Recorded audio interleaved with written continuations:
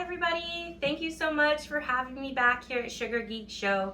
My name is Jennifer Reese and I am with Good Gosh Ganache here in Houston, Texas.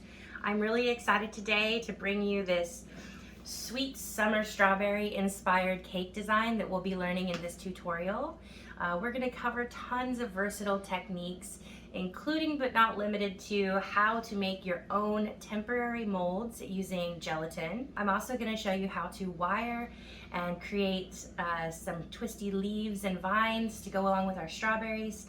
I'm going to show you how to use flex frost to create easy cake lace, and then we're going to turn it into this gorgeous strawberry burlap bow.